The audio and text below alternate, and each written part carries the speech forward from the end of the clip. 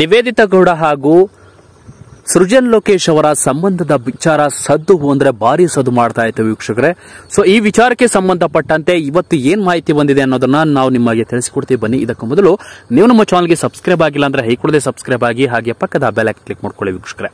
ಹೌದು, ಕನ್ನಡದ big reality ಶೋನಲ್ಲಿ ಆಕ್ಟಿಂಗ್ ಮಾಡ್ತಿದ್ದಂತಹ ಸೃಜನ್ ಲೋಕೇಶ್, ಆ ಮಜಾ ಟಾಕೀಸ್ ಎಂಬ ಕಾಮಿಡಿ ಶೋ, ಹಾಗೆ ರಾಜಾರಾಣಿ, ಹೀಗೆ ಹಲವಾರು ರಿಯಾಲಿಟಿ ಶೋಗಳನ್ನ ನಡೆಸ್ಕೊಂಡು ಬರ್ತಾ ಇದ್ರು ಸೃಜನ್ ಲೋಕೇಶ್ ಅವರು.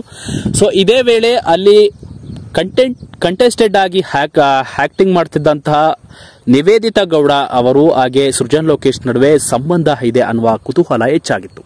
ಯಾಕೆ ಅಂದ್ರೆ ಇದೀಗ ದಿಢೀರೆಂದು ಚಂದನ್ ಶೆಟ್ಟಿ ಹಾಗೂ ನಿವೇದಿತಾ ಗೌಡ ಅವರ ಡಿವೋರ್ಸ್ ಆಯ್ತು. ಆ ಒಂದು ಸಂದರ್ಭಕ್ಕೆ ಅನುಗುಣವಾಗಿ ಕಾರಣ ಸೃಜನ್ ಲೋಕೇಶ್ ಅವರೇ. ಏಕೆಂದ್ರೆ ಅವರ ಜೊತೆ ಇದ್ದಂತಹ ಫೋಟೋಗಳು, ವಿಡಿಯೋಗಳು ಎಲ್ಲ ಕೂಡ ವೈರಲ್ ಆಗ್ತಾ ಇದ್ವಿ.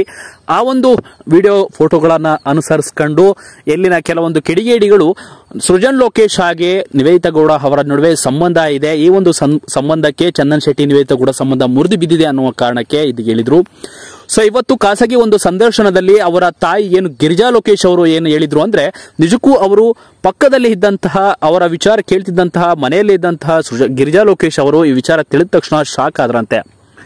ನಿಜಕ್ಕೂ ಇದು ಒಂದು ನನಗೆ ಕಣ್ಣೀರು ಬಂದ್ಬಿಡ್ತು ಅನ್ನುವ ಮಾತನ್ನ ಕೂಡ ಹೇಳಿದ್ದಾರೆ ವೀಕ್ಷಕರೇ. ಯಾಕೆಂದ್ರೆ ಸ್ವಂತ ಮಗನಿಗೆ ಈ ರೀತಿಯಾಗಿ ಆರೋಪಗಳು ಬಂದಂತ ಸಂದರ್ಭದಲ್ಲಿ ಎತ್ತ ತಾಯಿಗೆ ಎಷ್ಟು ನೋವಾಗಿರ್ಬೇಕು ಹೇಳಿ.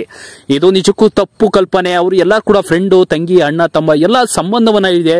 ಸೊ ಅವರ ಇಬ್ಬರ ಮಧ್ಯೆ ಏನ್ ನಡೀತೋ ಏನೋ ಗೊತ್ತಿಲ್ಲ. ಆದ್ರೆ ಇದನ್ನ ಹೇಳಿಬೇಡಿ, ನನ್ನ ಮಗನ ಸಂಸಾರ ಹಾಳು ಮಾಡಬೇಡಿ, ನನ್ನ ಮಗ ಹೆಂಗೋ ಯಾವುದು ತಪ್ಪು ಮಾಡಿಲ್ಲ ಅನ್ನುವ ಮಾತನ್ನ ಅವರ ಅಮ್ಮ ಗಿರಿಜಾ ಲೋಕೇಶ್ ಅವರು ಹೇಳಿದ್ದಾರೆ ವೀಕ್ಷಕರೇ.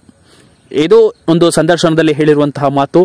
ಸೊ ನಾವು ಎಲ್ಲೋ ಒಂದ್ ಕಡೆ ಬೇಡ್ ಕಮೆಂಟ್ಗಳಿಗೆ ತಲೆ ಕೆಡಿಸ್ಕೊಳಲ್ಲ, ಆದ್ರೆ ಈ ರೀತಿ ತಮ್ಮ ಮಗನ ಮೇಲೆ ಬಲವಂತವಾಗಿ ಏರಲ್ಪದಂತಹ ಒಂದು ಆಪಾದನೆಯನ್ನ ಯಾರು ಸಹಿಸಿಕೊಳ್ಳಿಕ್ಕೆ ಸಾಧ್ಯ ಇಲ್ಲ. ಸೊ ಇದನ್ನು ಮಾಡಬೇಡಿ ಅನ್ನುವ ಮಾತನ್ನ ಹೇಳಿದ್ದಾರೆ ವೀಕ್ಷಕರೇ. ಸೊ ಇದರ ಬಗ್ಗೆ ನೀವೇನು ಹೇಳ್ತೀರಾ, ನಿಮ್ಮ ಅನಿಸಿಕೆಗಳನ್ನು ತಿಳಿಸಿ ಅಂತ ಹೇಳ್ತಾ ವಿಡಿಯೋನ ಮುಗಿಸ್ತಾ ಇದ್ದೀನಿ.